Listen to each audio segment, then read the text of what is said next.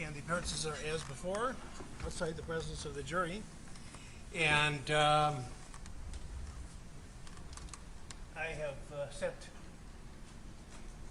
proposal, or draft number 3 of the instructions to the attorneys this morning. And we'll make a record now on, would you get this on my printer, please? Sure. Hey, Judge, this was...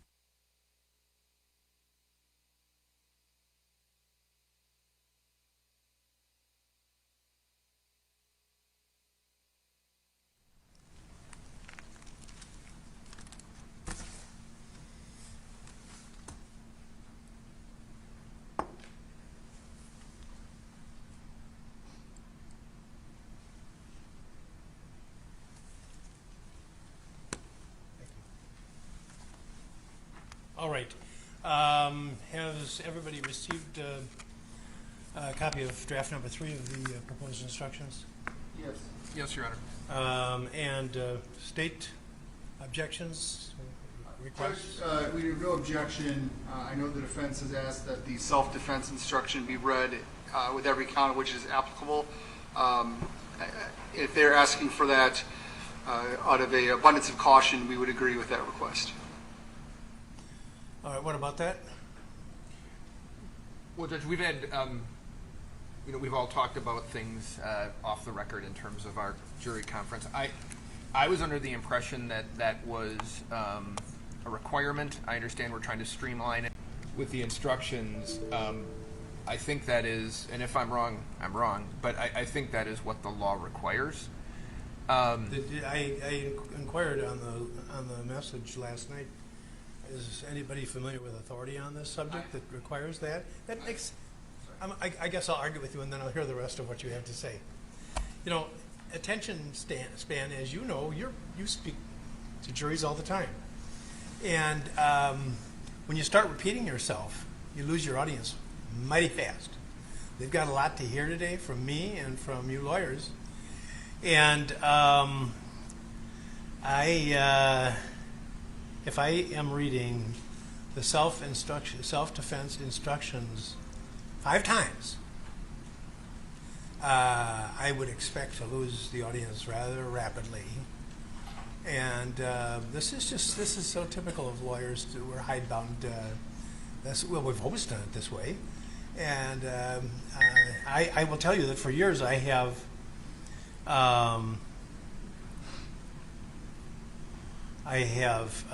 taken out common elements of things and put them in separate areas of the instructions.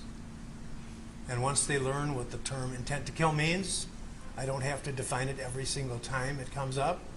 And I've never gotten, even to my knowledge, there hasn't even been an appeal on it. My job here is to communicate with the jury so that they understand what the law provides, and I think that can be done better, briefly and concisely, than by repeating the same old stuff over and over again. But given the position of the parties, if that's your position, we'll do it. But to me, it's a monumental waste of time, and it may end up having a negative effect. But, you know, I'm not going to mess around with a case of this magnitude over 2 days, 2 weeks to try. So if you think that risks everything to proceed as I've suggested, then we'll go with the long forms every time.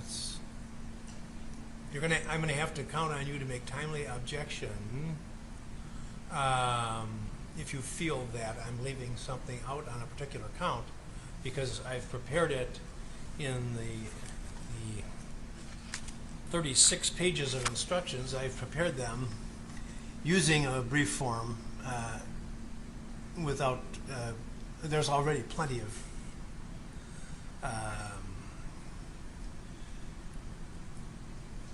repeating going on. But if I have to do a longer, you're going to have to object if you think I'm missing something, or it's going to be a waiver, just so you're forewarned.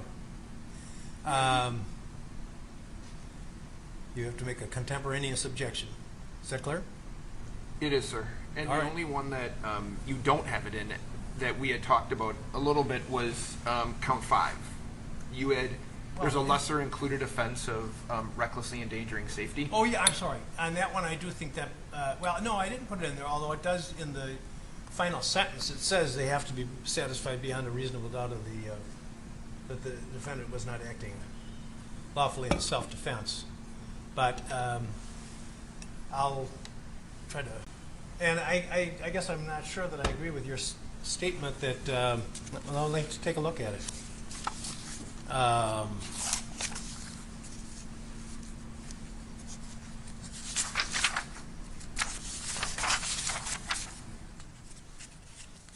And of course, the state wants me, if I read the self-defense portions in, then they want me to repeat every time retreat and provocation, which you have opposed.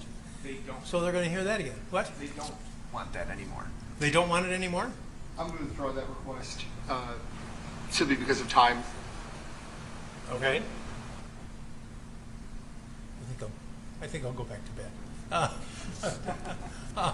Okay. But in counts 2 and 3, I gave special instruction only with respect to Mr. McGinnis, because the law is different with respect to him. And we'll get to that. Okay, very good. But I didn't reread it with respect to the account involving Mr. Jumpsuit Man. It would be Grosskreutz is the one that I think is where, so you've done attempted first degree with self-defense, attempted second degree with self-defense. But the way that I read it, and if I'm reading it wrong, I know the court will correct me, on page 27 of the final instructions, it simply says, here are the elements. I didn't see self-defense mentioned You're right. in there. You're right. Because as I did, now, let me see, on counts,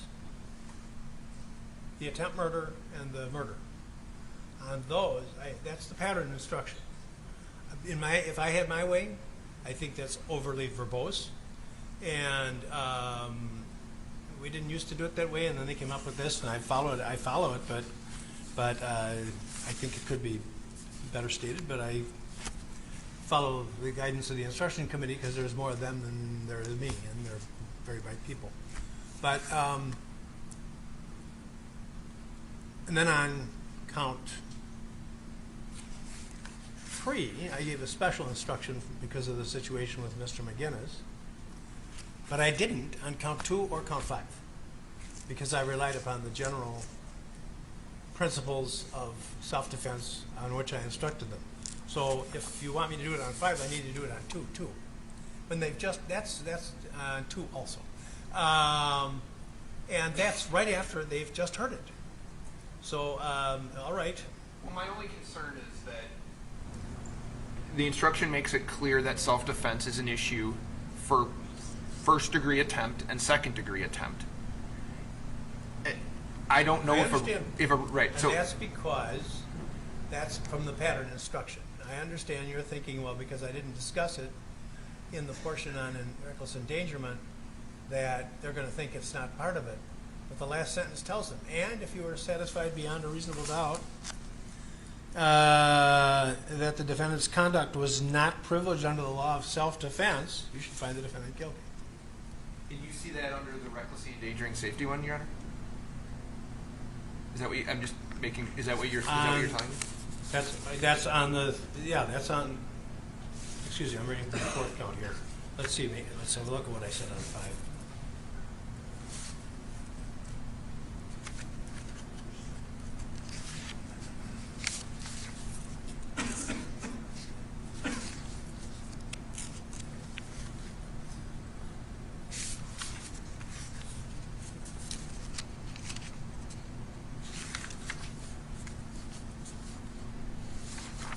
See, if I had set this up, I would have put a, well, I'm not going to say what I would have done. You know, you're right. Well, maybe I misunderstood what you wanted. Did you want the whole self-defense instruction discussed again, or just the clause?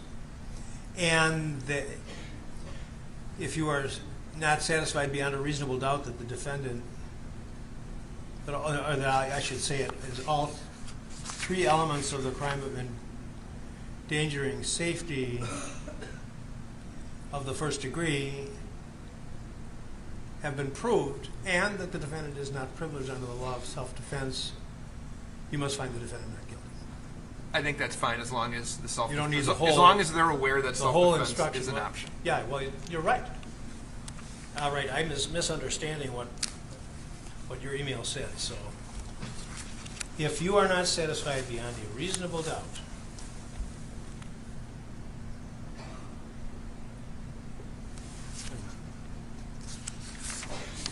well, there's more missing there than that. You know that? There's not the clause about if you are satisfied.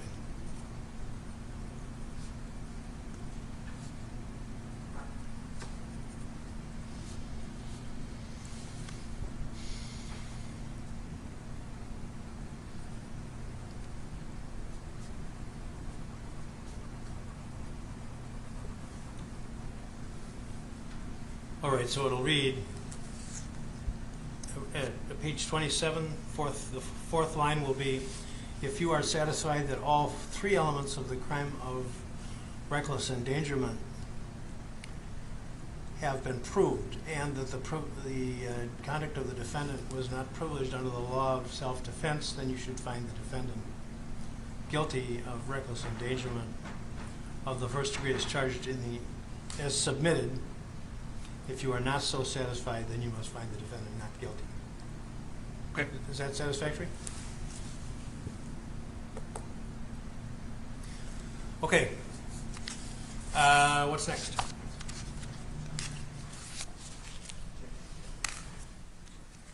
I have nothing else on the instructions. Defense?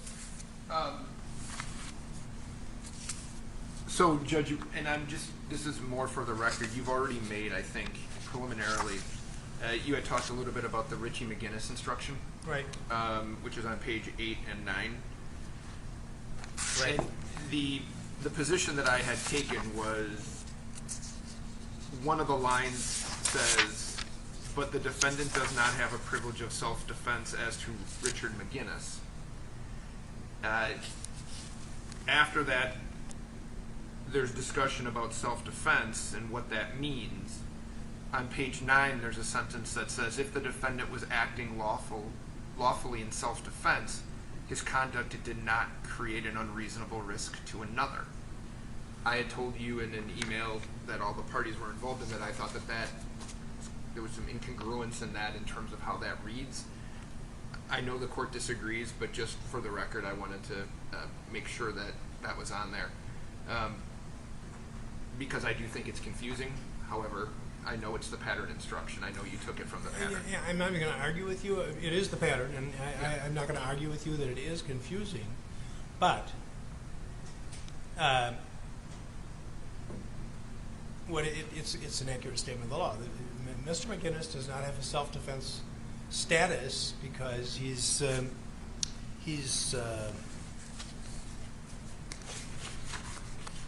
the defendant has no right of self-defense as to any harm he would cause to Mr. McGinnis.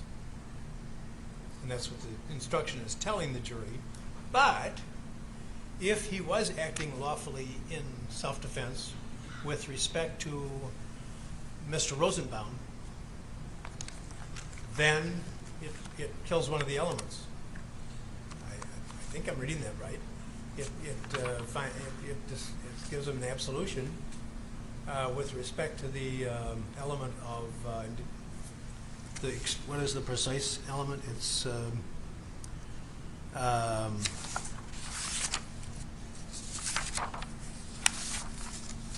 Number 2. part of element, yeah. Unreasonable and substantial risk of death. It says then that the jury can't find that. Well, if they can't find that, they can't find one of the elements, so they have to find the defendant not guilty.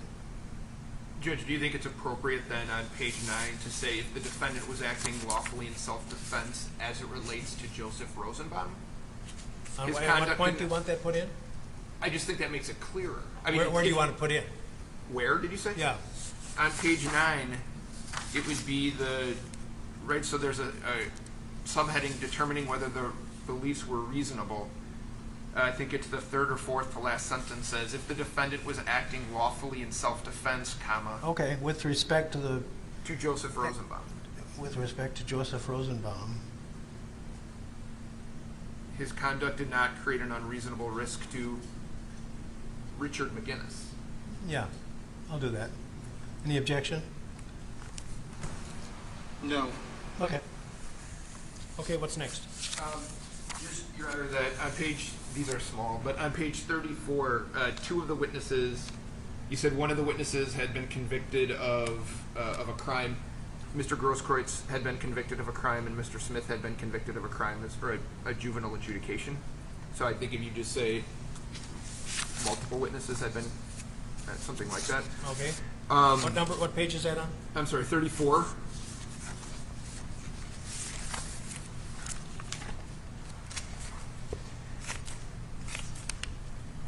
And we are asking for the cautionary. You want the word some instead of one? Or multiple? Yeah, some Several? is fine, How many was it? 2. that I recall. There actually were. Well, I don't think you asked Ms. Sword about hers. There was another witness with convictions, but I don't believe the question was asked. So 2. What was the answer? 2. All right, I'll put down 2 then. And then there was some conversations regarding a cautionary instruction regarding Mr. Armstrong. Yeah, I really struggled with it. And we had proposed the instruction to the court, which I think we took off of 245 or something like that. Yeah. So we are asking, based on his testimony, that the court instruct with that modified 245 instruction as relates to Mr. Armstrong. Did you want to be heard? Well, I would stand by what I indicated over the weekend in my email, but I believe that I'm looking up the specific instruction.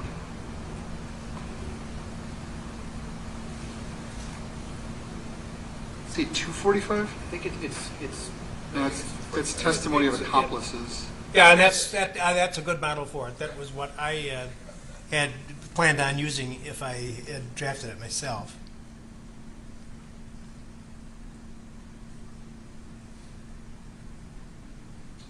Judge, I just don't think it's necessary. The evidence was received. The points that the defense wanted to get into were made on cross-examination. Giving any kind of instruction on this would essentially be telling the fact finders how to weigh the evidence. I proposed some different wording. You should not face a verdict of guilty upon it alone unless after consideration of all the evidence you are satisfied beyond a reasonable doubt that the defendant is guilty is completely inappropriate. I can understand where it's appropriate if you're talking about accomplices, but certainly not when we're talking about a one picture out of 100 and some odd exhibits. So I don't believe it's appropriate. I don't believe it's necessary. I believe that these arguments about pixels and zooming are specious, that their expert used a very similar software program with zooming, was cropping. There was no objection then. You see, that's, I understand. There's no basis for an objection, and they know that. I don't know. I don't know that. Maybe they do. I don't know. I can't read their minds. This is a forensically sound program used by a forensic analyst who's trained. This image was peer-reviewed.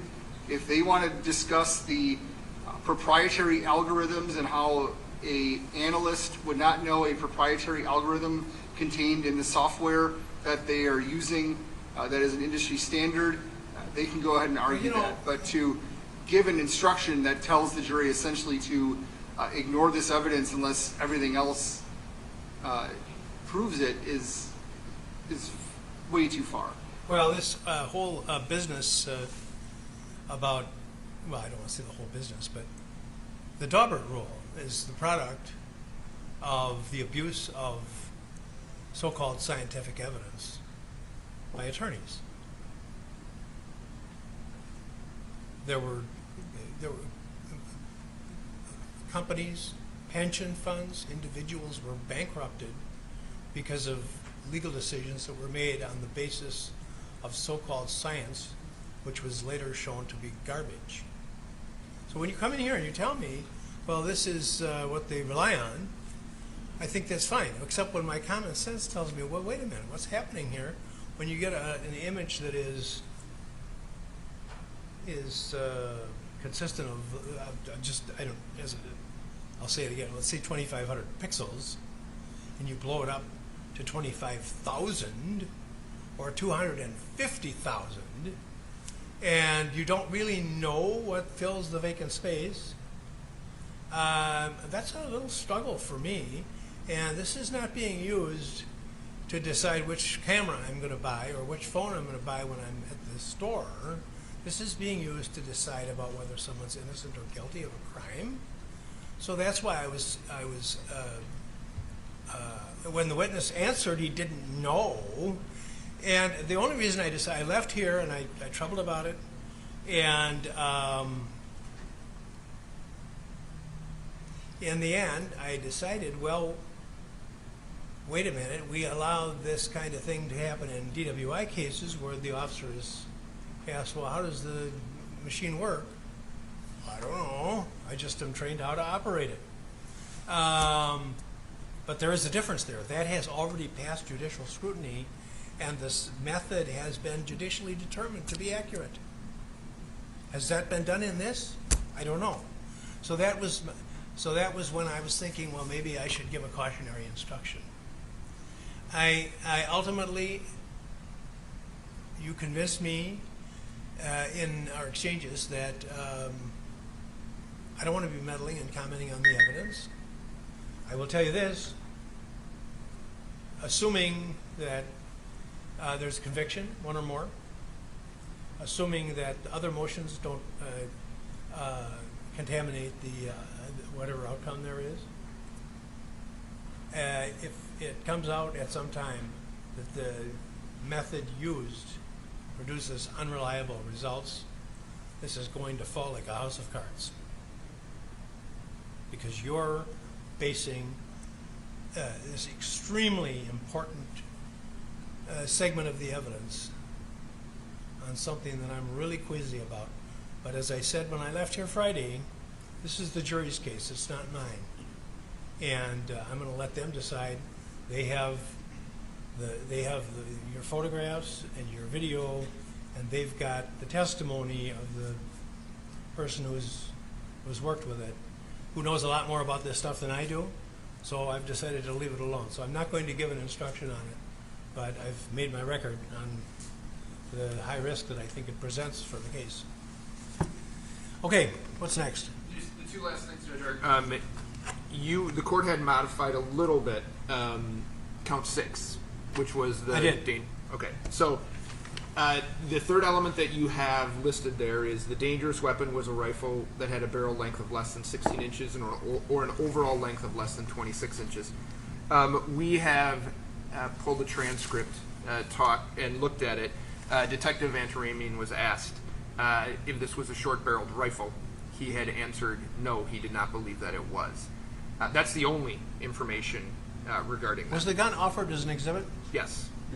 That is evidence. Correct. Enough in itself. The jury can measure it. Okay. Fair enough. I just didn't, the way that I looked at it, there was no other information that a reasonable juror could believe that count 3's been met. So what are you telling me? That I'm asking that you take it from them.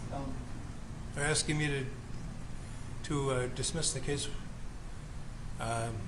for failure to prove. This count 6. Judge, Count 6. there have been many discussions about this count. I'm not going to rehash everything. The state disagrees with the interpretation the court has established. We do not believe this jury instruction is appropriate. We do not believe that the exception or affirmative defense, or whatever you want to call it, was properly raised. We argued about all that on Friday. I'm not going to rehash it.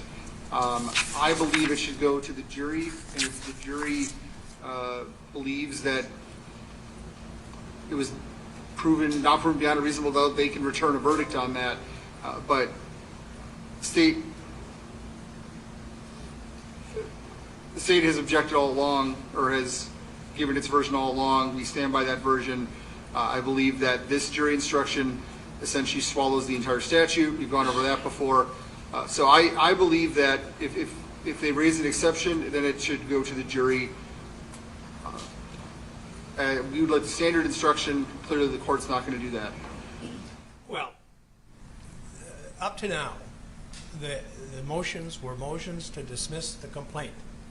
And you filed a very nice brief, which well explained what the law is. And of course, we were dealing with what the complaint stated and whether the complaint stated sufficient facts to bring the case to court. And the court is confined on that kind of a motion to what's in the complaint and whether it meets the law. And as you pointed out, these defensive matters are affirmative defenses, and the DA doesn't have to plead them. So that's why I ultimately denied the motion to dismiss, although I think it ought to have been mighty clear that I had big problems with this statute. I've made no bones about that from the beginning. And there always was access to the Court of Appeals all along here. Well, I guess that's not fair for me to say because I was sitting on it. But so shame on me. But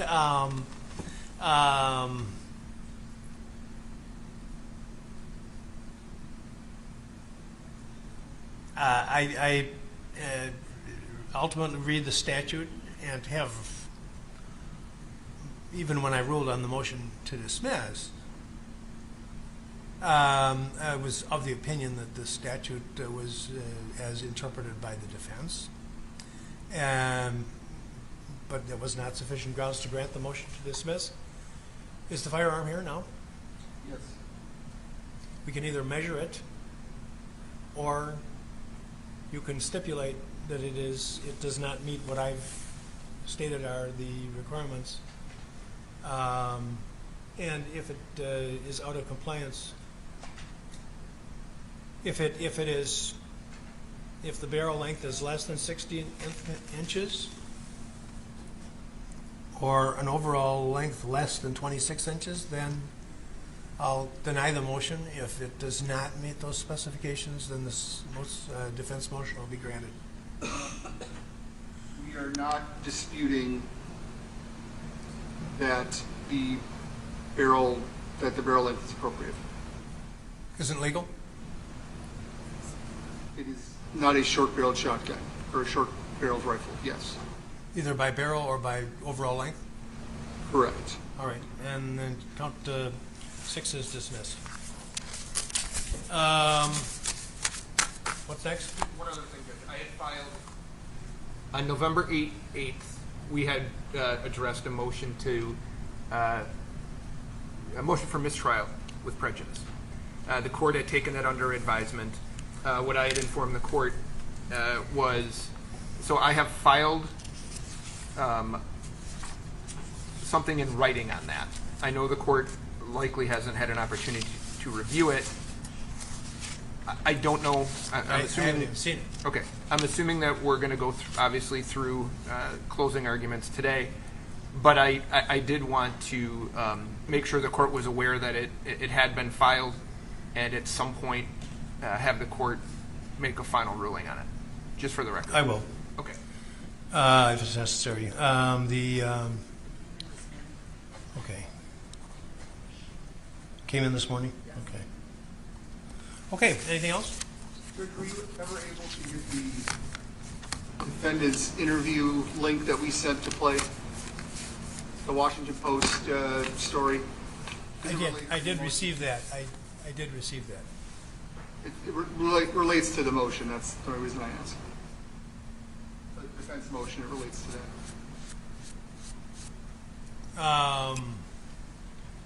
Well, I'm not going to take up the motion now. I understand now. I just know you there were technical problems. I just wanted to make sure they were ironed out.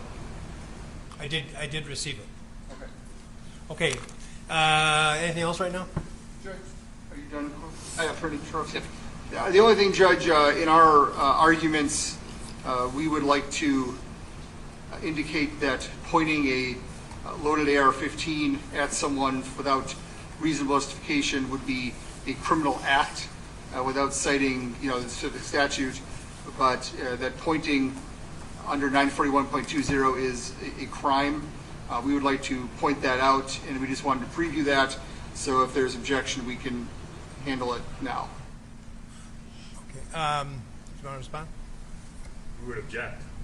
This is once again relying on the exhibit that is so far out of focus, and there's been nothing in the record. When I specifically asked the Detective Howard regarding the strong arm robbery, I asked about it. Strong arm robbery while masked. I asked about it. It's in the record. The struggle I'm having with that is, and I will, well, I'll leave that. How do we know it was pointed at or toward Mr. Zeminski or Mrs. Zeminski or whomever?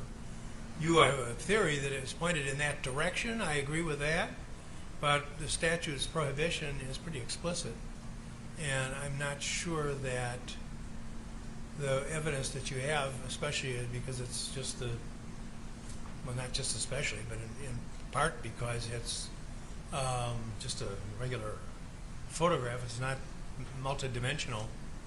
It doesn't show the exact area at which the firearm was aimed, Judge, even if you see the firearm.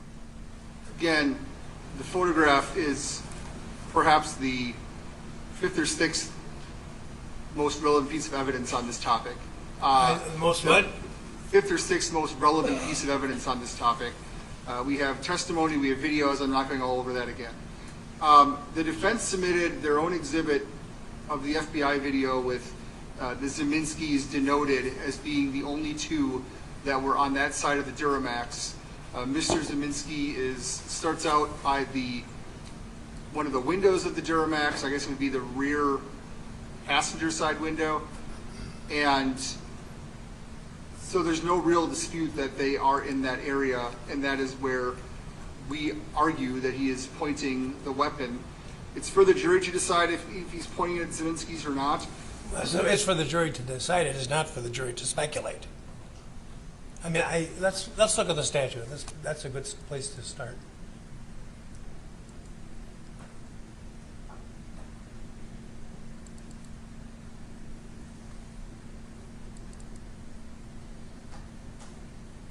Was it 941.20? 20. Yeah.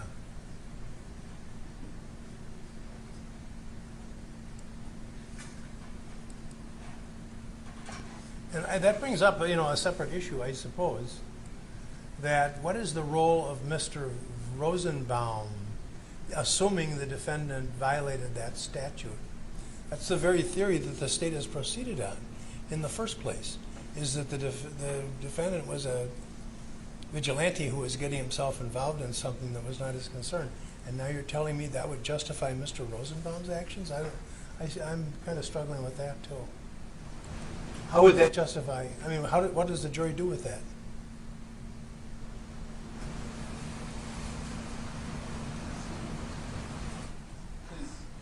I don't fully understand the court's question. I would also note that Pardon me? he also pointed the weapon at Mr. Rosenbaum before the shooting. While he's being pursued, he turns and points it at Mr. Rosenbaum. Well, there's no question about that. Correct. He's being chased by him. Pardon me? I said he's being chased by him.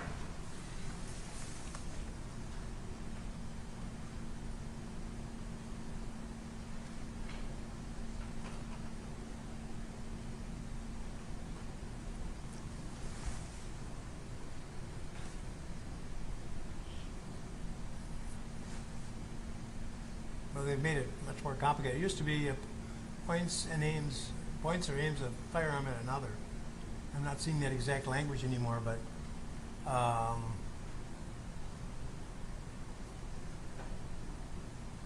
not seeing it here in the statute that there'd be a broad enough sweep to capture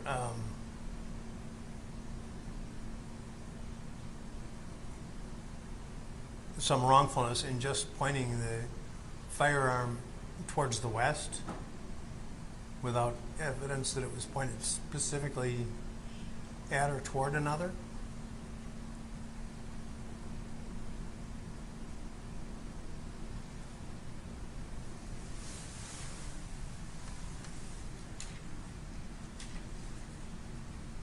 What am I missing?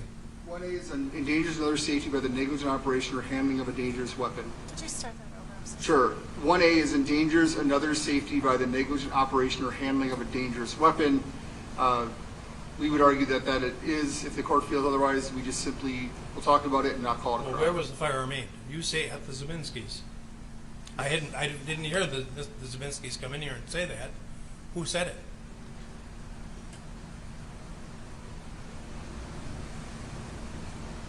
Except for looking at the video, and that's who's over there. That would be the only I beg evidence. pardon? Looking at videos and indicating that those are the ones who are over there, that would be the only evidence. I can't say it. I'm not saying it didn't happen. I'm saying I don't think I can give an instruction to the jury telling them, something when I don't see the statutory. We're asking for instruction. In our closing, in our arguments, we just wanted to say that it's. I think it would be okay for you to state what the law says, but you have to be careful because the jury cannot be invited to speculate. So I don't want to. There's such a universe of possible statements that could be made that I don't want to try to, rule in advance. I've refrained from doing that. I always try to, because I can't read your mind. But so I'm not going to say he can't mention that at all. That it's unlawful to point a gun at somebody. The jurors probably have a sense of that anyway. But as to what might be said, I can't tell you what's in and out of bounds. Okay, what's next? That's all we have. Okay, ready for the jury? I'll probably take a break after the lengthy instructions, and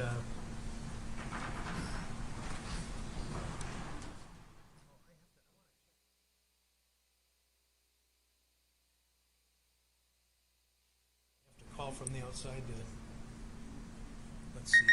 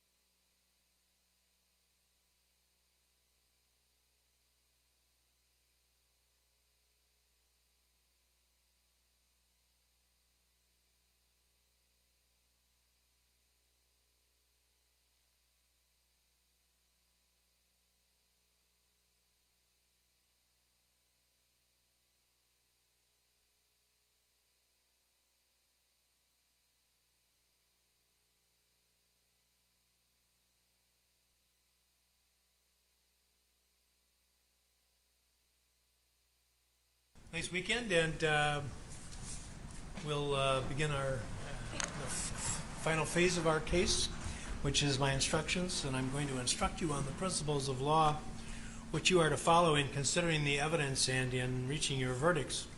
It is your duty to follow all of these instructions, regardless of any opinion that you may have about what the law is or what the law ought to be. You must base your verdict on the law as I give it to you in these instructions. Apply that law to the facts in the case which have been properly proved by the evidence. Consider only the evidence received during the trial, and the law is given to you in these instructions. And from these things alone, guided by your soundest reason and best judgment, reach your verdict.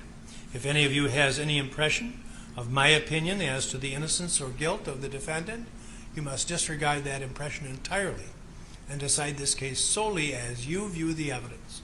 You are the sole judges of the facts, and I am the judge of the law only. Keep in mind that the information is nothing more than a written formal accusation against the defendant, accusing him of the commission of crimes. You are not to consider it as evidence against the defendant in any way, and it does not raise any inference of guilt. The information contains 6 counts of charged unlawful behavior against the defendant, and to each of these he has entered a plea of not guilty, which is a demand that the state prove every element of each crime beyond a reasonable doubt. Self-defense is an issue in this case. As to each of counts 1 through 5, and I might interject here, count 6 is no longer part of your consideration. That was the firearm charge. So that will not be something that you will need to address. You'll need to address only the first 5 counts. Self-defense is an issue in this case. As to each of counts 1 through 5, the state must prove by evidence which satisfies you beyond a reasonable doubt that the defendant did not act lawfully in self-defense. The law of self-defense allows the defendant to threaten or intentionally use force against another only if he believed that there was an actual or imminent unlawful interference with his own person, and he believed that the amount of force which he used or threatened to use was necessary to prevent or terminate the interference, and his beliefs were reasonable. The defendant may intentionally use force which is intended or likely to cause death or great bodily harm only if he reasonably believed that the force used was necessary to prevent imminent death or great bodily harm to his own person. A belief may be reasonable, even though it is mistaken. In determining whether the defendant's beliefs were reasonable, the standard is what a person of ordinary intelligence and prudence would have believed in the defendant's position under the circumstances that existed at the time of the alleged offenses. The reasonableness of the defendant's beliefs must be determined from the standpoint of the defendant at the time of the defendant's acts, and not from the standpoint of the jury now. There is no duty to retreat. However, in determining whether the defendant reasonably believed the amount of force used was necessary to prevent or terminate the interference, you may consider whether the defendant had the opportunity to retreat with safety, whether such retreat was feasible, and whether the defendant knew of the opportunity to retreat. You should also consider whether the defendant provoked the attack. A person who engages in unlawful conduct of a type likely to provoke others to attack, and who does provoke an attack, is not allowed to use or threaten force in self-defense against that attack. However, if the attack which follows causes the person reasonably to believe that he is in imminent danger of death or great bodily harm, he may lawfully act in self-defense. But the person may not use or threaten force intended or likely to cause death unless he reasonably believes that he has exhausted every other reasonable means to escape from or otherwise avoid death or great bodily harm. Counts 4 and 5 require intent to kill as part of the elements. Intent to kill means that the defendant had the mental purpose to take the life of another human being, or was aware that his conduct was practically certain to cause the death of another human being. While the law requires that the defendant have acted with the intent to kill, it does not require that the intent to kill have existed for any particular length of time before the act was committed. The act need not have been brooded over, considered, or reflected upon for a week, a day, an hour, or even for a minute. There need not have been any appreciable time between the formation of the intent and the act. The intent to kill may be formed at any time before the act, including the instant before the act, and must continue to have existed at the time of the act. You cannot look into a person's mind to determine intent. Intent to kill must be found, if found at all, from the defendant's acts, words, and statements, if any, and from all the facts and circumstances in this case which bear upon intent. Intent should not be confused with motive. Proof of motive is necessary, while proof of motive is necessary to a conviction, proof of motive is not. Motive refers to a person's reason for doing something.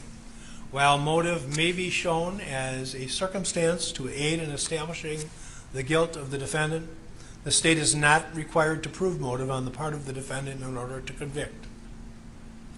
Evidence of motive does not by itself establish guilt. You should give it the weight you believe it deserves under all of the circumstances. The first count of the information charges that on or about Tuesday, the 25th of August of last year at the city of Kenosha in this county, the defendant recklessly caused the death of another human being, Joseph D. Rosenbaum, under circumstances which show utter disregard for human life. First-degree reckless homicide, as defined in the criminal code, is committed by one who recklessly causes the death of another human being under circumstances which show utter disregard for human life.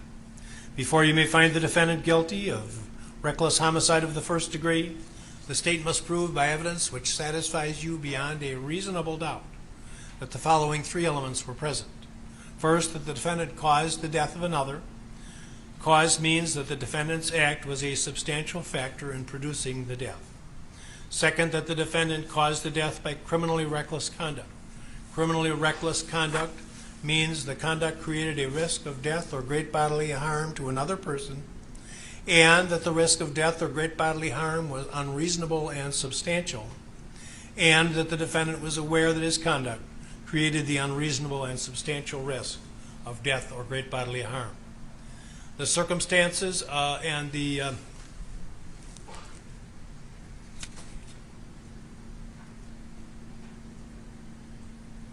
circumstances of the defendant's conduct showed utter disregard for human life. In determining whether the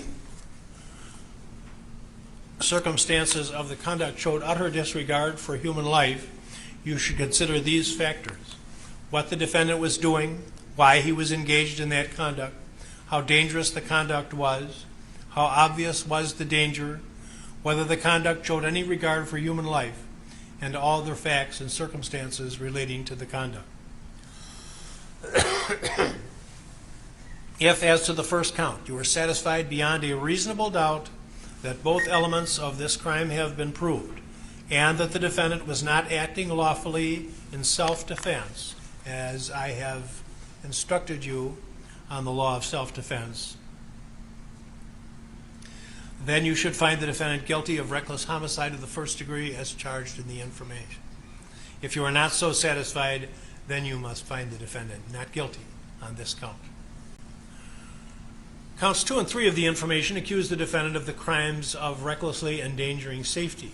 Although the elements of each of these charges are identical, the rules of self-defense which apply to them are not.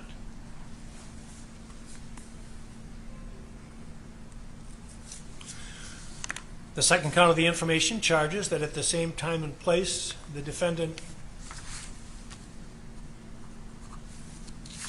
recklessly endangered the safety of Richard McGinnis under circumstances which show utter disregard for human life. The third count of the information charges that at the same time and place, the defendant recklessly endangered the safety of an unknown male under circumstances which show utter disregard for human life. First-degree reckless endangerment, as defined in the criminal code, is committed by one who recklessly endangers the safety of another human being under circumstances which show utter disregard for human life. Before you may find the defendant guilty of reckless endangerment of the first degree, the state must prove by evidence which satisfies you beyond a reasonable doubt that the following three elements were present.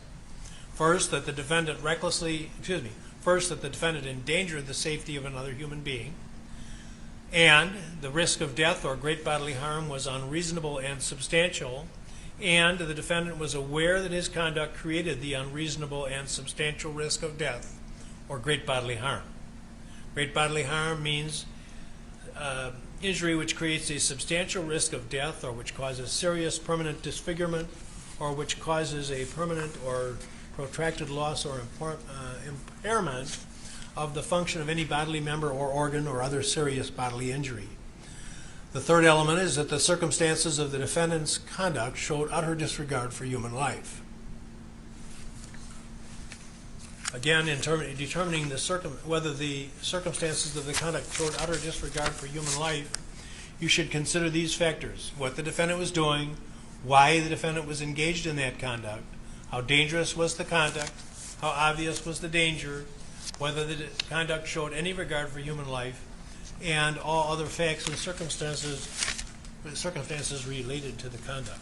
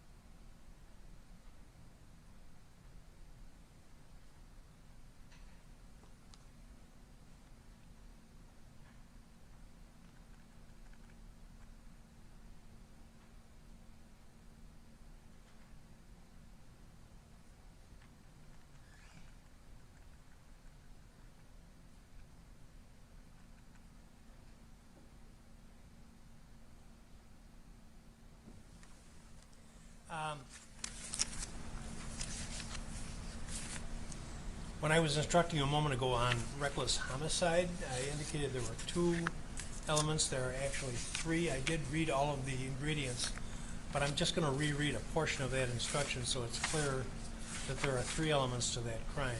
And I also used the word both of the elements, and it's actually three. So I apologize for that mistake. And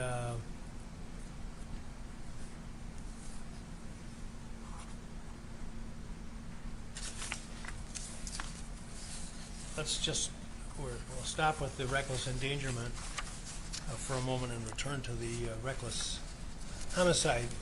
And the elements of reckless homicide are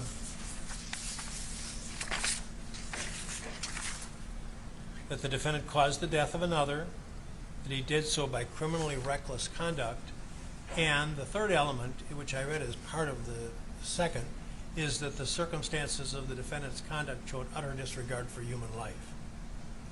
And what tipped me off is, other than causing death, the reckless endangerment, which I've been reading now, has those same three elements. So utter disregard for human life is one of the elements of both crimes.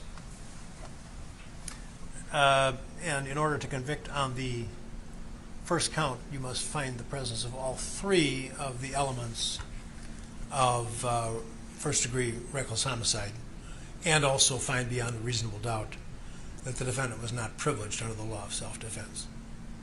Is that clear? Thanks. Thank you very much. Getting back to the reckless endangerment charge with respect to Mr. McGinnis, there is evidence in this case that the defendant was acting in self-defense as to Joseph Rosenbaum.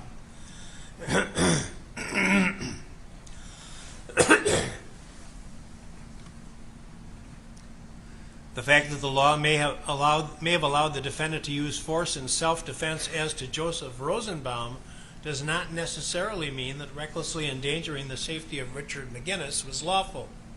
You must consider the law of self-defense in deciding whether the defendant's conduct as to Richard McGinnis was criminally reckless conduct, which showed utter disregard for human life, but the defendant does not have a privilege of self-defense with respect to Mr. McGinnis.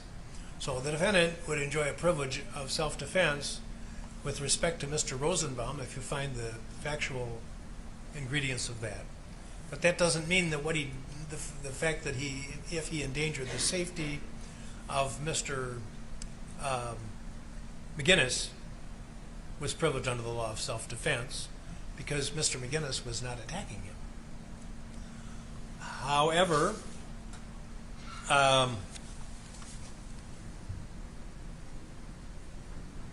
you must consider the law of self-defense in deciding whether the defendant's conduct as to Richard McGinnis was criminally reckless conduct which showed utter disregard for human life, but he does not have a privilege of self-defense as to Richard McGinnis. The law of self-defense allows the defendant to threaten or intentionally use force against another only if the defendant believed that there was an actual or imminent interference with the defendant's person, that he believed that the amount of force he used or threatened to use was necessary to prevent or terminate the interference, and that his beliefs were reasonable.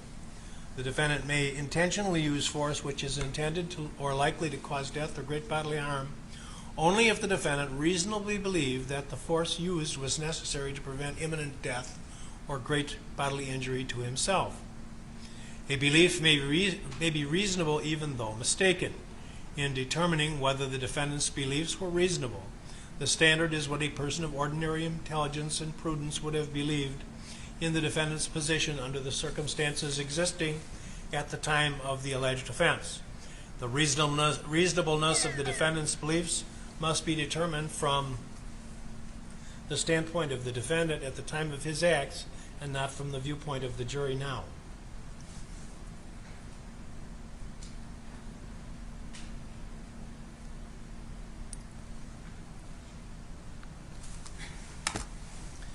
You should consider the evidence relating to self-defense along with all the other evidence in the case in deciding whether the defendant's conduct created an unreasonable risk of death or great bodily harm to Richard McGinnis. If the defendant was acting lawfully in self-defense with respect to Joseph Rosenbaum, his conduct did not create an unreasonable risk to another. The burden is on the state to prove the burden is on the state to prove beyond a reasonable doubt that the defendant did not act lawfully in self-defense, and you must be satisfied beyond a reasonable doubt from all of the evidence in this case that the risk was unreasonable. You should consider the evidence relating to self-defense in deciding whether the circumstances of the defendant's conduct showed utter disregard for human life. The burden is on the state to prove beyond a reasonable doubt that the defendant did not act lawfully in self-defense, and you must be satisfied beyond a reasonable doubt from all of the evidence in this case that the circumstances of the defendant's conduct showed utter disregard for human life. If, as to each of these counts, you are satisfied beyond a reasonable doubt that the elements have been proved and that the defendant was not acting lawfully in self-defense, you should find the defendant guilty of reckless homicide of the first degree. If you are not so satisfied, then you must find the defendant not guilty. The fourth count of the information charges that at the same time and place the defendant caused the death of another human being, Anthony M. Huber, with intent to kill that person. This is a charge of intentional homicide of the first degree, and you must consider first whether the defendant is guilty of that offense. If you are not satisfied that the defendant is guilty of first degree intentional homicide, you may consider whether or not the defendant is guilty of second degree intentional homicide or first degree reckless homicide, which are less serious degrees of criminal homicide. The crimes referred to as first and second degree intentional homicide and first degree reckless homicide are different degrees of homicide. Homicide is the taking of the life of another human being. The degree of homicide defined by law depends on the facts and circumstances of each particular case. While the law separates homicides into different types and degrees, there are certain elements which are common to each crime. Both intentional and reckless homicide require that the defendant have caused the death of another. First and second degree intentional homicide require the state to prove the additional fact that the defendant have acted with the intent to kill. First degree reckless homicide requires that the defendant acted recklessly and that the circumstances of his conduct showed utter disregard for human life. It will also be important for you to consider the privilege of self-defense in deciding which crime, if any, the defendant has committed. The Criminal Code of Wisconsin provides that a person is privileged to intentionally use force against another for the purpose of preventing or terminating what he reasonably believes to be an unlawful interference with his own person by the other person. However, he may intentionally use only such force as he reasonably believes is necessary to prevent or terminate the interference. He may not intentionally use force which is intended or likely to cause death unless he reasonably believes that such force is necessary to prevent imminent death or great bodily harm to himself. As applied to this case, the effect of the law of self-defense is the defendant is not guilty of any homicide offense if the defendant reasonably believed that he was preventing or terminating an unlawful interference with his own person, or reasonably believed the force used by him, and reasonably believed that the force used by him was necessary to prevent imminent death or great bodily harm to himself. The defendant is guilty of second-degree intentional homicide if he caused the death of another human being with intent to kill and actually believed the force used was necessary to prevent imminent death or great bodily harm to himself, but the belief or the amount of force used was unreasonable. The defendant is guilty of first-degree intentional homicide if he intended to cause the death of another with the intent to kill and did not actually believe that the force used was necessary to prevent imminent death or great bodily harm to himself. The defendant is guilty of first-degree reckless homicide if the defendant caused the death of another by criminally reckless conduct and the circumstances of the conduct showed utter disregard for human life.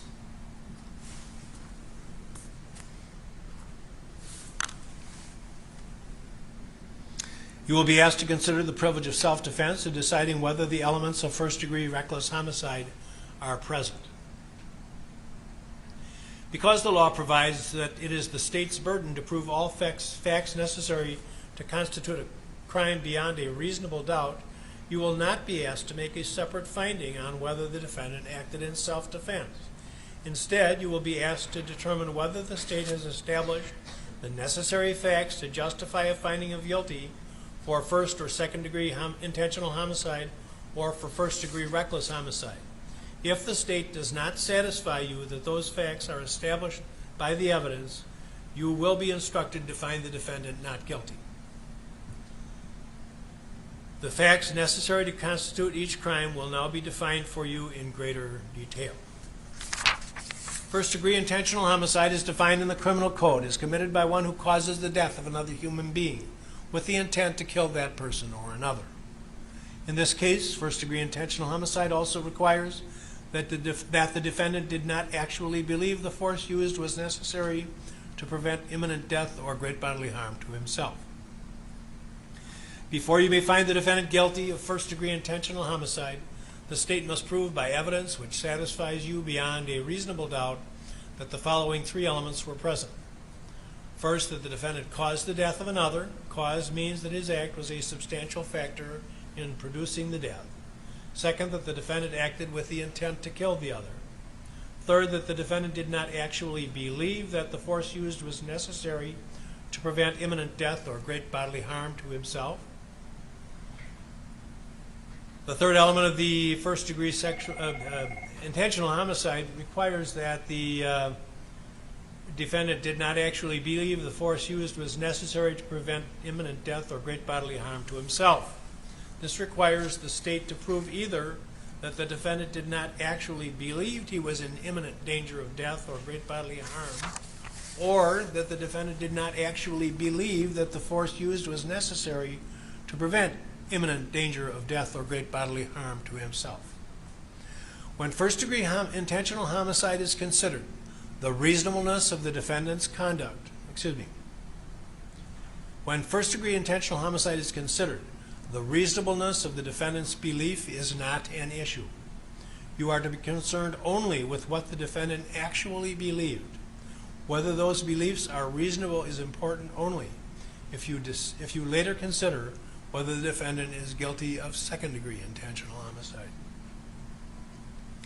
If, as to the fourth count, you are satisfied beyond a reasonable doubt that the defendant caused the death of another with the intent to kill, this is Mr. Huber, with the intent to kill, and that the defendant did not actually believe that the force used was necessary to prevent imminent death or great bodily harm to himself, you should find the defendant guilty of first-degree intentional homicide.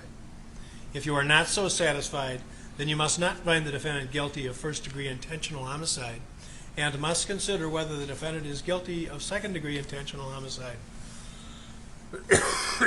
as defined in the criminal code, which is a lesser-included offense of the first-degree intentional homicide. There are hierarchies of cases in the law. Typically, first-degree is the highest offense. Then lesser included are crimes that are of the same nature with many common elements, but some differences. So there's a sequence of verdicts that are going to be submitted to you with respect to this count, and that's what we're going through at this time. So we'll take on now the, but let me advise you, you should make every reasonable effort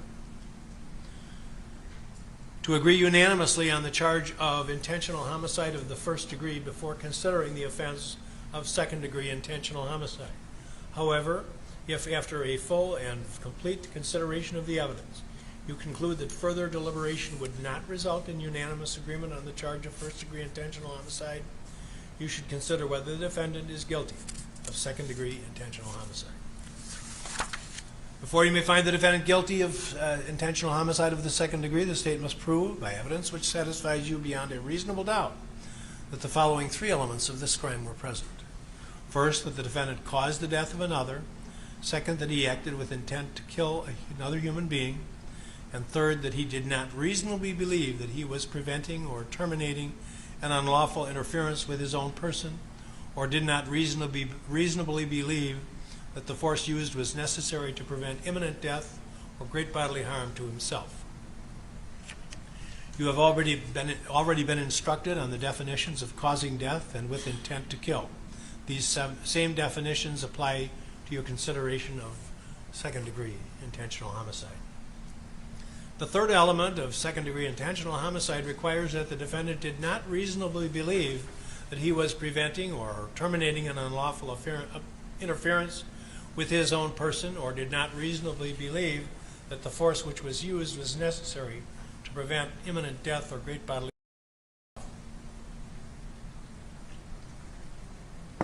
This requires that the state have proved one of the following. First, that a reasonable person in the circumstances of the defendant would not have believed that he was preventing or terminating an unlawful interference with his own person, or that a reasonable person in the circumstances of the defendant would not have believed he was in danger of imminent death or great bodily harm, or that the reasonable person in the circumstances of the defendant would not have believed that the amount of force used was necessary to prevent imminent death or great bodily harm to himself. The reasonableness of the defendant's beliefs must be determined from the standpoint of the defendant at the time of his acts and not from the standpoint of the viewpoint of the jury now. The standard is what a person of ordinary intelligence and prudence would have believed in the position of the defendant under the circumstances existing at the time of the alleged offense.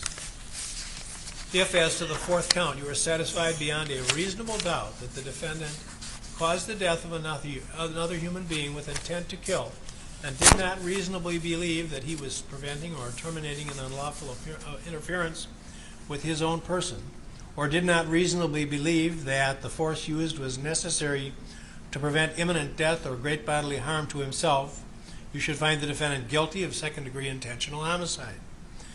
If you are not so satisfied, then you must not find the defendant guilty of second-degree intentional homicide, and you should consider whether the defendant is guilty of first-degree reckless homicide as defined in the criminal code, which is also a lesser included offense of first-degree intentional homicide. Again, you should make every reasonable effort to agree unanimously on the charge of second-degree intentional homicide before considering the offense of first-degree reckless homicide. However, if after a full and complete consideration of the evidence, you conclude that further deliberation would not result in unanimous agreement on the charge of second-degree intentional homicide, you should consider whether the defendant is guilty of first-degree reckless homicide, which is a crime committed by one who recklessly causes the death of another human being under circumstances which show utter disregard for human life. Before the defendant may be found guilty of reckless homicide of the first degree, the state must prove by evidence which satisfies you beyond a reasonable doubt that the following three elements were present. First, that the defendant caused the death of another human being. Cause means that the defendant's act was a substantial factor in producing the death. Second, that the defendant caused the death by criminally reckless conduct, which means the conduct created a risk of death or great bodily harm to another person, and the risk of death or great bodily harm was unreasonable and substantial, and the defendant was aware that his conduct created the unreasonable and substantial risk of death or great bodily harm.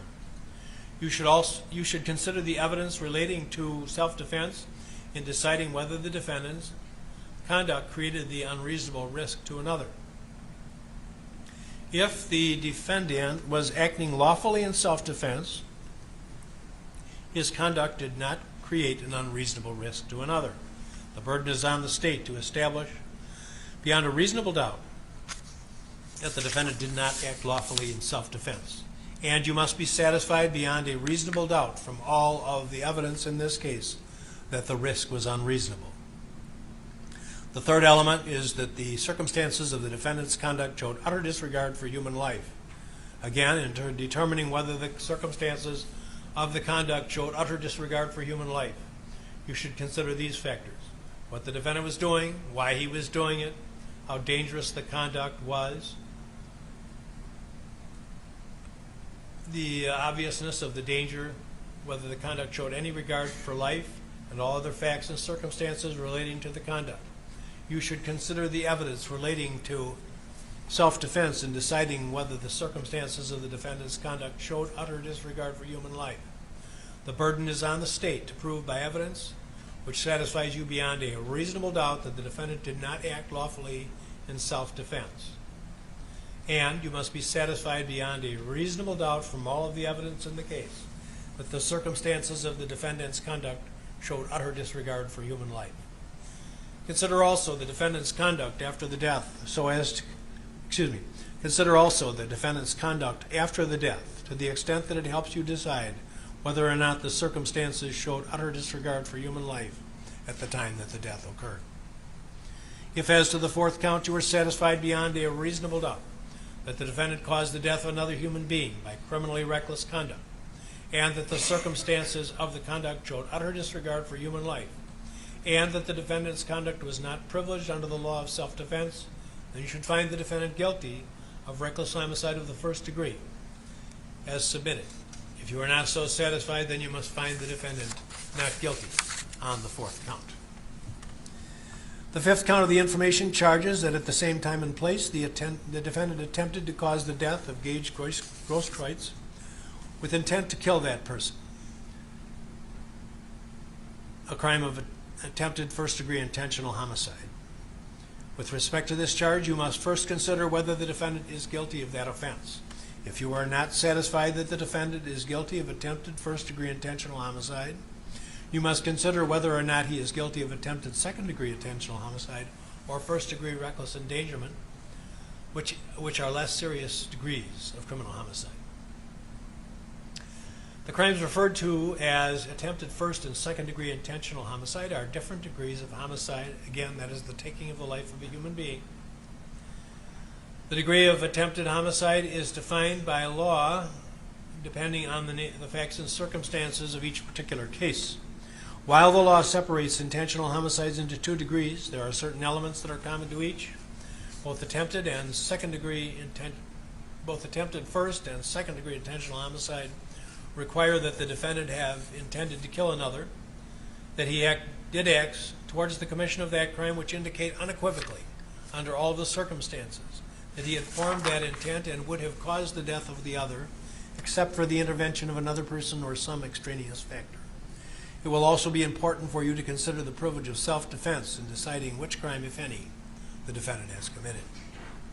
The Criminal Code of Wisconsin provides that a person is privileged to intentionally use force against another under the following circumstances. Force is used for the purpose of preventing or terminating what the person reasonably believes to be an unlawful interference with his own person or by the other, and he uses only that amount of force which he reasonably believes is necessary to prevent or terminate the interference, and the person may not intentionally use force which is intended or likely to cause death unless he reasonably believes that such force is necessary to prevent imminent death or great bodily harm to himself. If you find that the elements of attempted first or second degree intentional homicide have been proved in this case, the effect of the law of self-defense is as follows. The defendant is not guilty of either attempted first or second degree intentional homicide if he reasonably believed that he was preventing or terminating an unlawful interference with his own person, and he reasonably believed the force used was necessary to prevent death or great bodily harm to himself. He is guilty of attempted second-degree intentional homicide if he actually believed the force used was necessary to prevent imminent death or great bodily harm to himself, but the belief or the amount of force used was unreasonable. The defendant is guilty of attempted first-degree intentional homicide if the defendant did not actually believe the force used was necessary to prevent imminent death or great bodily harm to him. Because the law provides that it is the state's burden to prove all the facts necessary to constitute a guilt beyond a reasonable doubt, you will not be asked to make a separate finding as to whether the defendant acted in self-defense. Instead, you will be asked to determine whether the state has proved the necessary facts to justify a finding of guilty for attempted first or second degree intentional homicide. If the state does not satisfy you that those facts are established by the evidence, you will be instructed to find the defendant not guilty. The elements of each crime will now be defined for you in greater detail. Before you may find the defendant guilty of attempted first-degree intentional homicide, the state must prove, by evidence which satisfies you beyond a reasonable doubt, that the following three elements were present. First, that the defendant intended to kill another. Second, that he did acts which demonstrate unequivocally, under all of the circumstances, that he had formed the intent and would have caused the death of another, except for the intervention of another person or some other extraneous factor. Unequivocally means that no other inference or conclusion can reasonably and fairly be drawn from the defendant's acts under the circumstances. Another person means anyone other than the defendant and may include the intended victim. An extraneous factor is something outside the knowledge of the defendant or outside of his control. The third element is that the defendant did not actually believe that the force used was necessary to prevent imminent death or great bodily harm to himself. The third element of attempted first-degree intentional homicide requires that the defendant did not actually believe the amount of force was necessary to prevent imminent death or great bodily harm to himself. This requires the state to prove either that the defendant did not actually believe that he was in imminent danger of death or great bodily harm, or that the defendant did not actually believe that the amount of force used was necessary to prevent imminent danger of death or great bodily harm to himself. When attempted first-degree intentional homicide is considered, the reasonableness of the defendant's belief is not an issue. You are to be concerned only with what the defendant actually believed. Whether these beliefs are reasonable is important only if you later consider whether the defendant is guilty of attempted second-degree intentional homicide. If, as to the fifth count, you are satisfied beyond a reasonable doubt that the defendant intended to kill another human being, and that his acts demonstrate unequivocally that the defendant intended to kill and would have killed the other except for the intervention of another person or some other extraneous factor, and that he did not actually believe that the force used was necessary to prevent imminent death or great bodily harm to himself, you should find the defendant guilty of attempted first-degree intentional homicide. If you are not so satisfied, then you must find the defendant not guilty of attempted first-degree intentional homicide, and must consider whether the defendant is guilty of attempted second-degree homicide, intentional, which is a lesser included offense of intentional homicide of the first degree. Again, you should make every reasonable effort to agree unanimously on the charge of attempted first-degree intentional homicide before considering the offense of attempted second-degree intentional homicide. However, if after a full and complete consideration of the evidence, you conclude that further deliberation would not result in a unanimous agreement on the charge of attempted first-degree intentional homicide, you should consider whether the defendant is guilty of attempted second-degree intentional homicide. Before you may find the defendant guilty of second-degree intentional homicide, the state must prove by evidence which satisfies you beyond a reasonable doubt that the following three elements were present. First, that the defendant intended to kill another. Second, that he did acts which demonstrate unequivocally, under all of the circumstances, that he had formed that intent and would have caused the death of another human being, except for the intervention of another person or some other extraneous factor.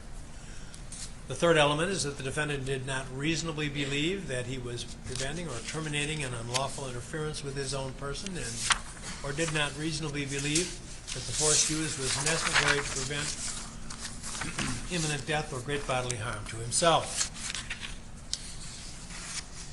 You have already been instructed on the definitions of intent to kill, unequivocally, another person, and extraneous factor. The same definitions apply to your consideration of attempted second-degree intentional homicide.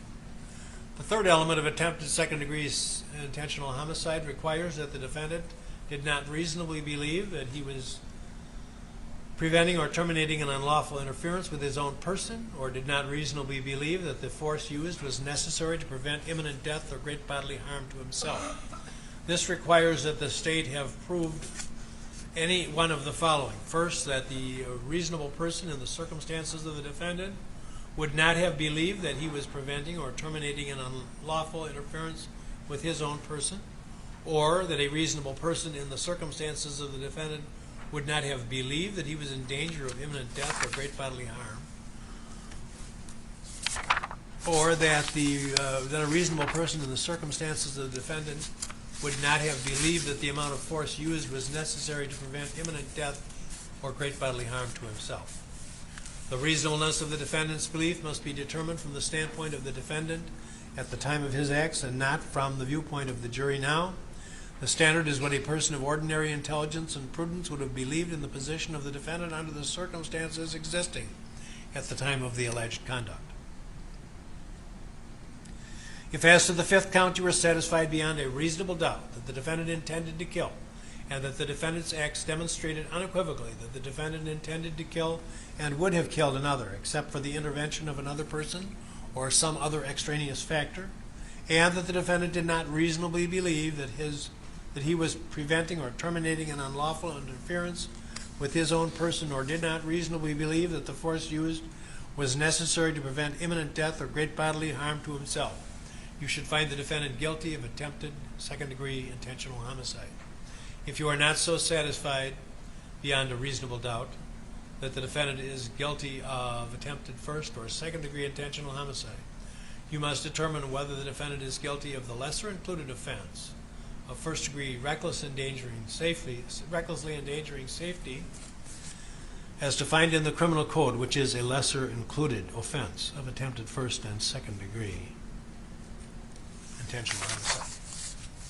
First-degree recklessly endangering safety, as defined in the criminal code, is committed by one who recklessly endangers the safety of another human being under circumstances which show utter disregard for human life.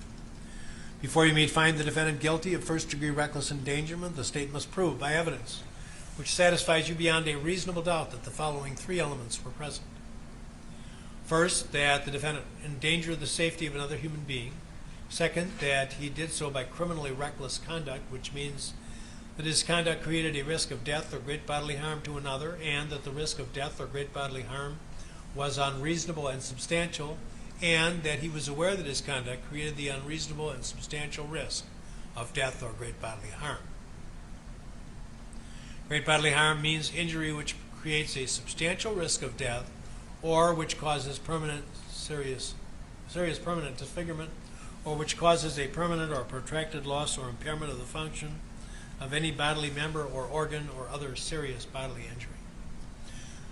Third, that the circumstances of the defendant's conduct showed utter disregard for human life. In determining whether the circumstances of the conduct showed utter disregard for human life, you should consider these factors: what the defendant was doing, why he was doing it, how dangerous was the conduct, how obvious was the danger, whether the conduct showed any regard for life, and all other facts and circumstances relating to the conduct. If you are satisfied that all three elements of this offense have been proved beyond a reasonable doubt, and that the state has proved beyond a reasonable doubt that the defendant was not acting lawfully in self-defense, then you should find the defendant guilty of reckless endangerment of the first degree as submitted. If you are not so satisfied, then you must find the defendant not guilty. You are not in any event to find the defendant guilty of more than one of any sequence of offenses. So you can return only one verdict per count. You should consider the charged offense first. If you find unanimously that the defendant is guilty of the highest degree of crime, you need not consider lesser included offenses. If you decide unanimously the defendant did not commit the greater crime and was acting lawfully in self-defense,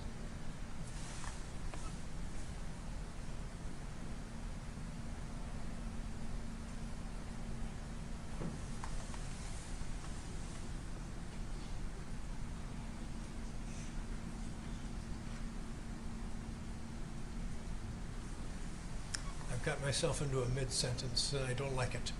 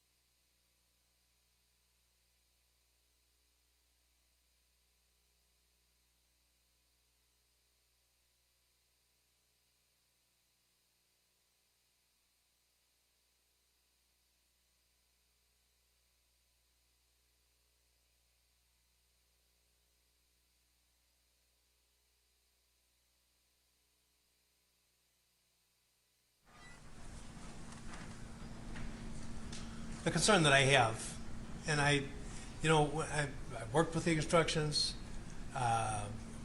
all weekend, and we discussed them by email, and then I'm reading them, and little things are striking me as I read them. But the jurors are never told to actually discuss self-defense except in the context of charged offenses.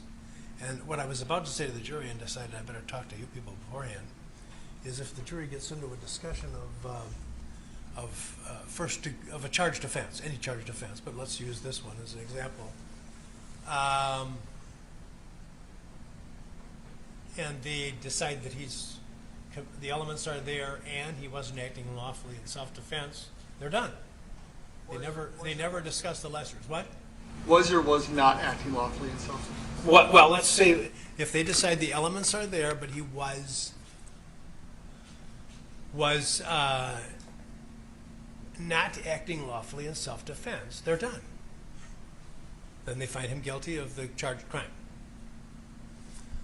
What if they discuss count 1, or count 5, I should say, and decide that the elements are there, but they all decide it was privileged under the law of self-defense? They're not. Is there anywhere that they're being told? Are they being told you're done? See, under the old law, we did do that. Is that in here? Where is it saying that? Yeah, that's what I used to construct these from scratch. And I would tell the jury, which I was just doing now, that once you have exhausted this, you're done. As opposed to having them needlessly go through these lessers if they've already concluded that. And this is a case where this could happen. I'm not saying it should or would. I'm saying it could, that they would decide, well, yeah, the elements are there, and then they make a decision. And if all of them say, well, they all vote not guilty on the basis of valid self-defense, then they really should not be considering lesser included. Am I right or wrong about that? So if they find perfect self-defense on the charged count, Yeah. they should be told. You see what this? Yeah, I'm sorry. I mean, I understand where the court's coming from. I guess they could consider the other ones in 30 seconds and just go down to be not guilty. But they're so complicated as it is. no, I understand. I feel terrible about giving this kind of stuff. It's just so. Well, anyway, see what the instruction is telling them, that kind of cryptically. It says it tells them if after a full discussion.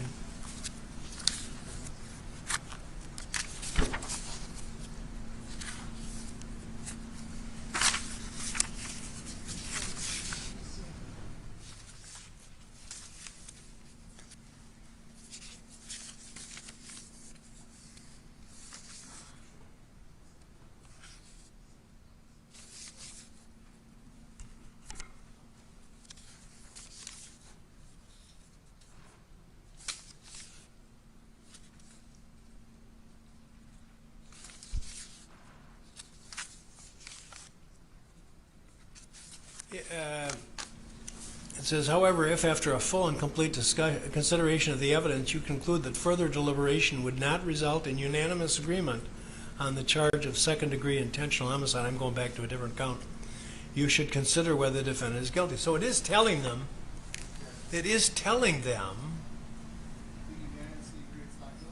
yeah, I just think it's kind of unclear. I think it's very unclear. What you're saying is the law. They all agree that the elements are met and there's a privilege. You don't go any further. Pardon me? I believe the pattern instruction makes that clear enough. If they can unanimously agree, which includes the privilege, they're done. They don't have to go forward. Where does it use?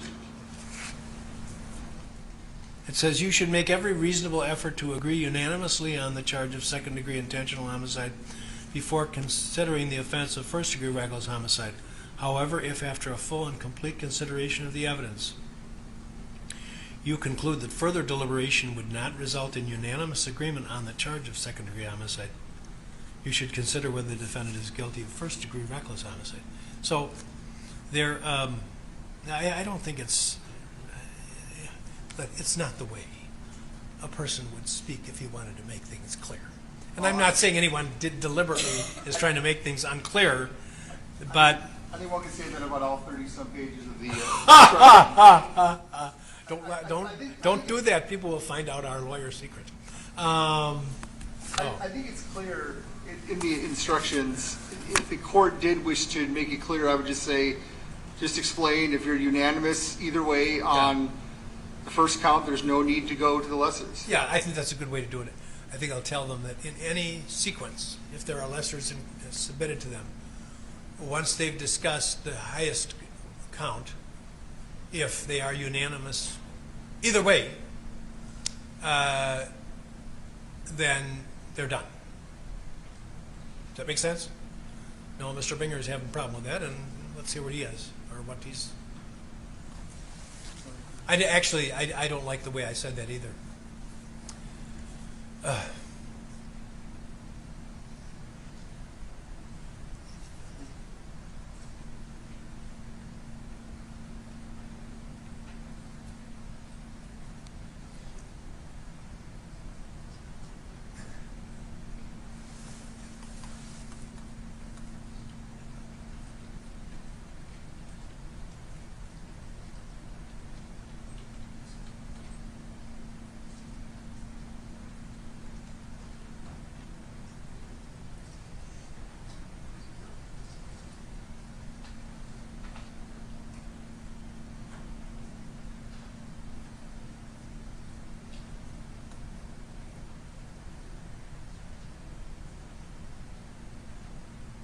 How about this?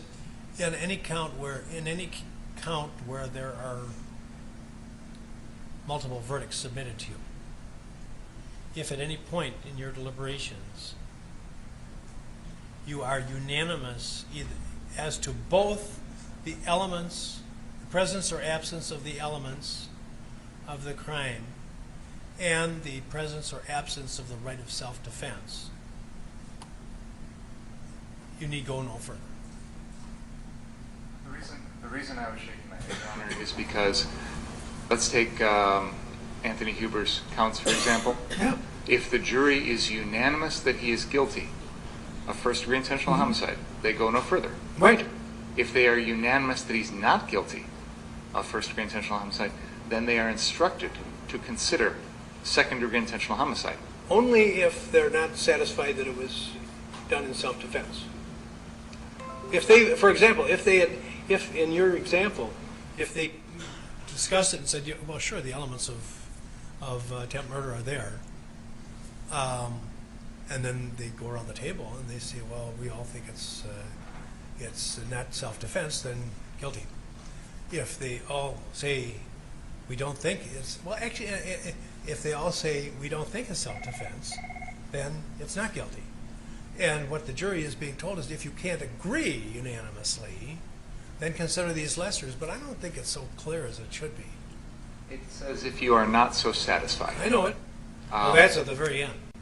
And I think what the court was originally proposing is telling the jury that if you're unanimous on the charged count one way or the other, then you go no further. I like that. That's not the law. If you're unanimous on... So, for example, with no, if you're unanimous on the legal question, intentional, well, you're right, because it could be an elements issue. the jury, Maybe the constructions committee is right. I don't know. the jury only goes to lesser included if they are either unable to agree on the charge count or if they're unanimous not guilty on the charge count. Then they go to the lesser included. So there is no requirement that they be unanimous on the charge count to move to the lesser. No, they shouldn't be unanimous. If they're not, if they're unanimous, then they're done. That's what I'm trying to tell them, but I don't know how to say it. But that's not true, because if they're unanimous on first-degree intentional homicide, what they're concluding at that point is that the defendant, either the elements aren't met, or the defendant actually believed that deadly force was necessary. They would still then have to consider the second-degree intentional because it changes the self-defense into the objective, reasonable one. So they can be unanimous on count one. Let's take Huber, for example. They can be unanimous on the first-degree intentional homicide. They can be unanimous on that, and in the defendant's favor. But they still have to then move to the second element, or to the lesser included. You might be right. Perfect self-defense. Pardon me? If it's perfect self-defense, it's perfect self-defense for everything. But they're not told to consider perfect self-defense on first-degree intentional homicide. They're specifically told. It's fine. Well, yeah, you're right. He's right. He's right. They're not told to consider that until second-degree intentional homicide. The instructions, Your Honor, are the pattern instructions. I understand your point that if we had to redraft them today from scratch, maybe we could do better. But I'm sure we could. But we need to follow them, and I don't think deviation is appropriate. I think you're right. And they are certainly correct in what they say. I just think that they're not clear. But maybe they are. I don't know. Now let's see how much damage I've done already by my last paragraph. So can you go back to what the last thing I said to the jury?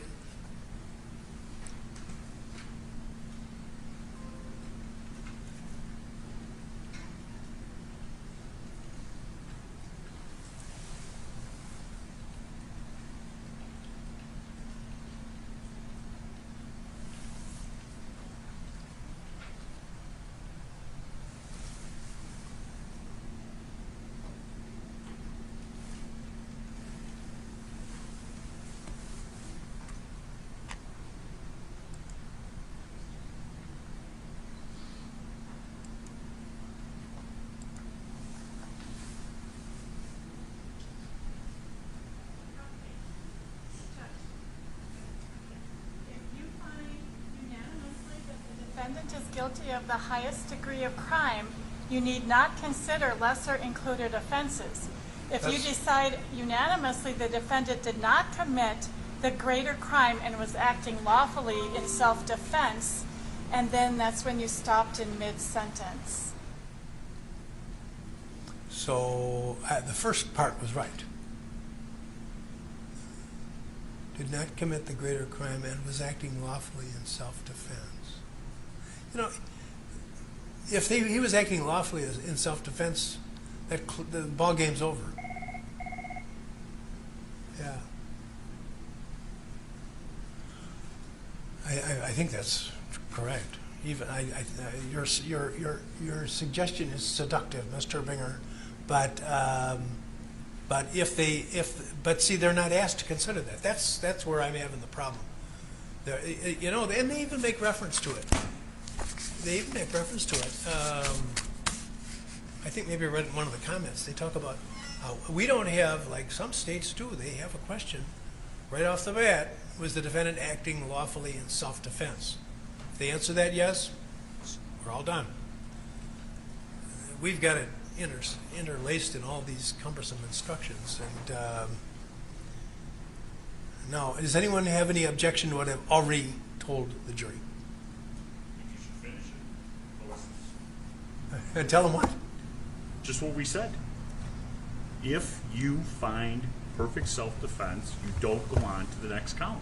It's over. I understand what the term perfect self-defense means, but we haven't told the jury what that means. We're deviating from the standard instructions here, and the words perfect self-defense don't have a meaning to ordinary people, would require further definition from the court, and now we're going much further afield. I also have a problem with the wording of, you know, if you find the defendant is justified in his self-defense, because we've instructed them on his own subjective self-defense belief, which is a defense to the first-degree intentional homicide, and then we've given him the instruction on what the law considers to be objective self-defense, is what a reasonable person would think. When the wording that was just read by the Madam Court Reporter doesn't delineate between those two things, and I think, as I said, and I've repeated here several times, I think the more we deviate from these standard instructions, more confusion it causes. Counsel has asked you to read the self-defense individually on each count. So they're already being told on each count that you are to consider the final thing is the objective self-defense, and that is if you find that, then he's not guilty. And to say across the board that you find self-defense is a defense to everything is not technically true, because there are different self-defense claims as to the different counts. So, for example, he may be justified to self-defense as to Rosenbaum, but not as to Huber. So a blanket statement that says anytime you find justified self-defense, he's not guilty, is not technically true. Well, so again, it is if you're talking just about an individual count. But I was saying a blanket And I statement, think what I'm going to tell them, in addition to what I've already said, is if they are discussing a count that has multiple possible verdicts. I think that the standard instruction already spells that out, Your Honor. I agree. If we had to do it from scratch, we could do it better, but I don't think we should deviate any further, because I think it's causing confusion. What the Madam Court reporter just read back, for example, could be construed as saying anytime with regard to any count you find justified self-defense, he walks on all 5 counts. And that is absolutely not true. That's not what I intend to tell them at all. I know you don't intend to tell that, but what's already been said gives that implication. And again, I just worry that the more we deviate from these standard instructions, the more we get into these issues. I think we should stick with what you drafted, which has been sent to the parties. We've all agreed on them, and I am leery of any additional language that hasn't been cleared by the parties and could cause further confusion. Well, I could say that whenever I've dealt with lesser included, I do give a little talk about how they should address them. And this is a more complicated case than most, than any, frankly, that I can remember. I don't think I've said anything incorrect so far. I don't want to step into something that I haven't already done. I am inclined, though, because I've made a statement about if everything's present, they're done because they found their defendant guilty, and I do think I probably should give the alternative, which is, and I'm not going to use terms like perfect self-defense like he did. I'm going to use the term acted lawfully in self-defense, and they're instructed on that. So I think the correct statement is, if as to any of the cases with multiple submissions, if on any individual count they find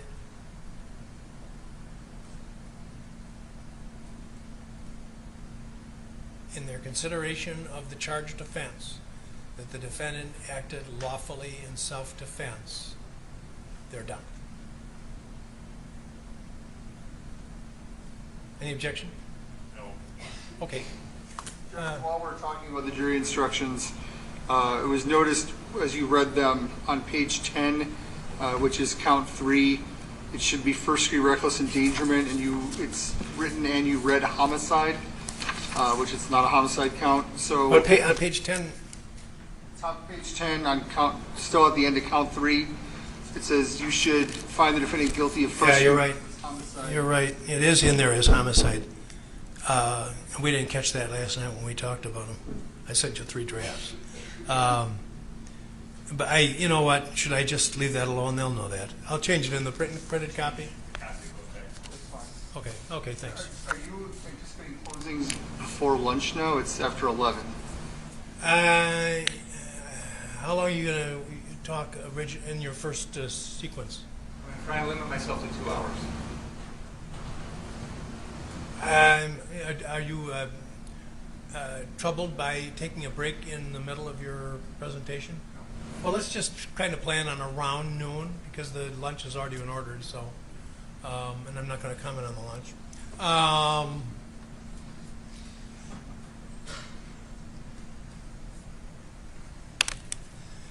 So let's ask the jurors to come back in, please. So I'll take a break at, why don't you, around, whenever you're comfortable, around noon, just ask for the break. Yeah, well, when he's the commander of the, I don't want to interrupt him at a time he doesn't want to be. Did you get my eye up? I did.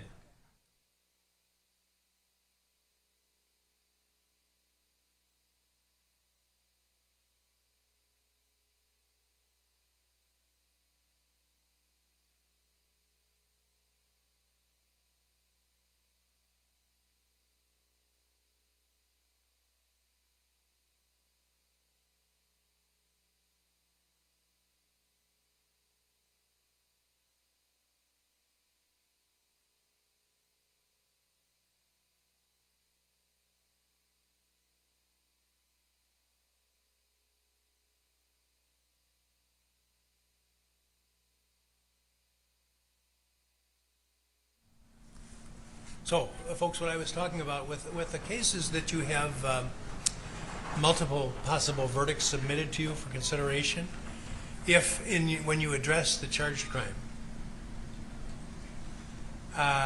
if in your discussions you conclude that the elements are present and the defendant was not acting lawfully in self-defense, then you needn't go any further. You can return your verdict of guilt based upon that conclusion. If in your discussions as to any individual count of those with multiple possible verdicts, in your initial discussion, if you decide that the defendant acted lawfully in self-defense, you're done. And you can return a not guilty verdict without considering the lesser offenses. Any question about that? It hopefully will become clear. I'm going to give you written instructions because I know this is arduous going through this, but every bit of it is important. But you'll get written instructions for your reference in considering these things.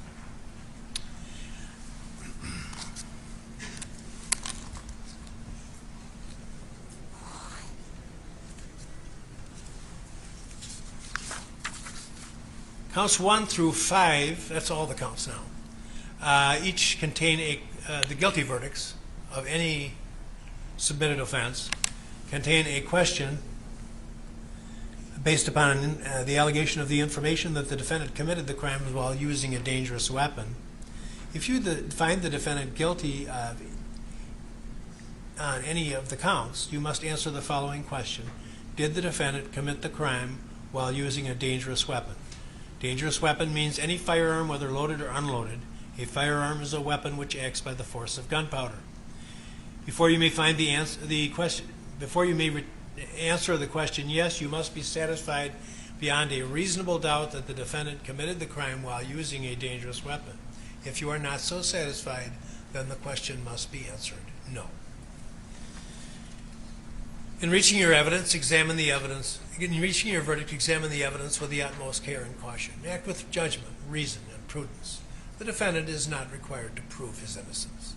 The law presumes every person charged with the commission of a crime to be innocent, and this presumption requires a finding of not guilty, unless in your deliberations you find that it is overcome by evidence which satisfies you beyond a reasonable doubt that the defendant the burden of establishing every fact necessary to constitute guilt is upon the state.